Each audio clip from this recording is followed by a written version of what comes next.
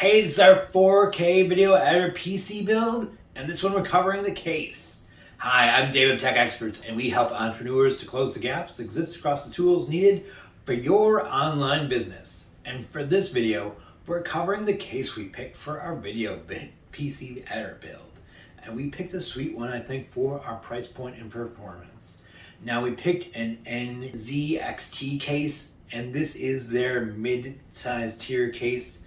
It is nice and clean, well built, and well thought out.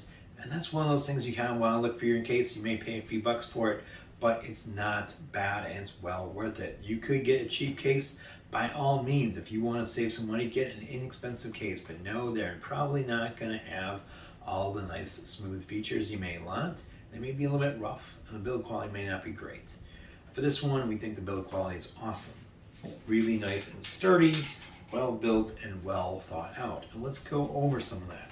So on this side, there's a glass panel that is frosted glass here. So you've a you have a glass panel that will let you see into the case on this side. Now down below, this is where all of our cable management, power supply, and hard drives are going, and you won't be able to see them. The little slot here helps protect and cover the fact that you're doing a cooler system, right? So we like that about this.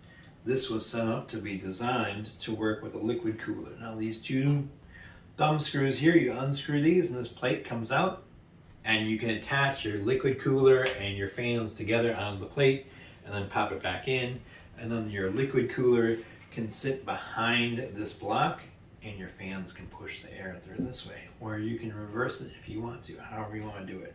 But it's nice the fact that you can attach it right in here and kind of hide it halfway out of the way and still let the fans light up and make it look cool.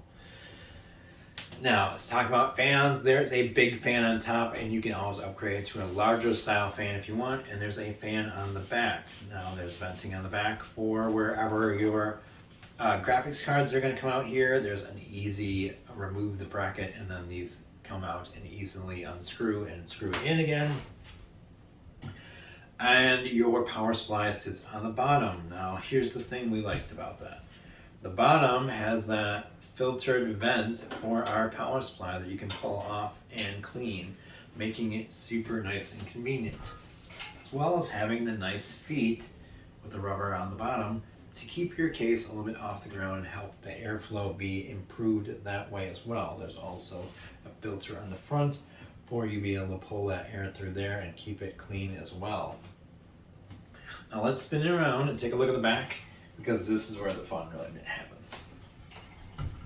So when we're looking at the back of our case, we see down below, we can get a big power supply in here. We have a drive cage that will hold 2 spinning drives and an SSD.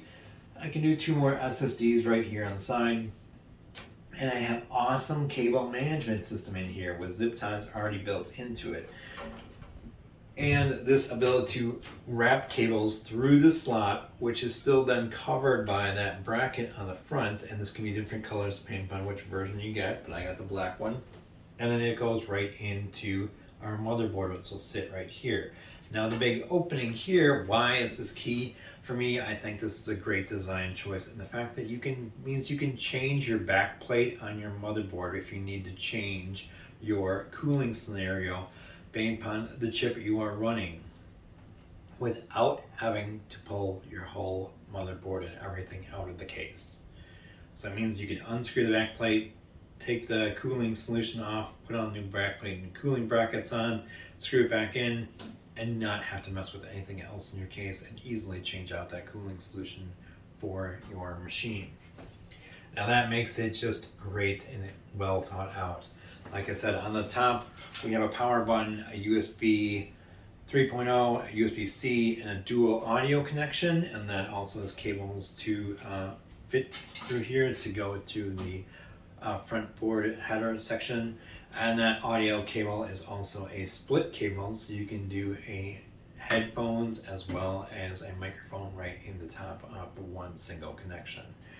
Front is super clean. The only thing you see on it is the NZXT lettering in small letters. That's not really too apparent, but nice and clean there. well maintained, well built, well thought out case. This gets a whole entire plate that will cover all of it except for a vented solution through here to make sure your air can still flow in good. But overall, it's really a great case for the price point. Now this case does cost about 75 bucks, which is not a bad price point for the quality build of the case. Like I said, the metal is really nice. No rounded edges, no sharp edges to cut my hands on. The fact that you can lift out the bracket for the liquid cooling solution is huge to me. It makes it much nicer and just has good cable management and cable hiding ways to do it. So you can slide cables to the top and right in, slide cables up through the bottom and right in. Nice big way to get your air through to your drive as well as your power supply. If you want to run the fan up or down, it will work both directions with that, which is nice. And just a well thought out. All the little things you would want to think of for a good quality case. It makes it great for the price point. Like I said, you can buy a less expensive case by all means, but the quality build will not be the same as this. And now this case does have a solid front, so it's not going to allow you to do a disk drive like a DVD, a Blu-ray drive, or a CD-ROM burner. So if that's what you're looking for, those cases are harder and harder to find. Try a Corsair or a Cooler Master. Both of those I've had great luck with as having those slot availabilities on the front. But for this one, we figured we were going to be more like the digital scenario, and all things would be plugged in through network or some sort of USB type device. So for us, this case made sense. It's great. It looks clean and nice. And like I said, when you put that plate on the front, on the other side, it will look nice and clean there. You'll still be able to see in, and the cable management will be great, which is nice so that it won't look cluttered inside.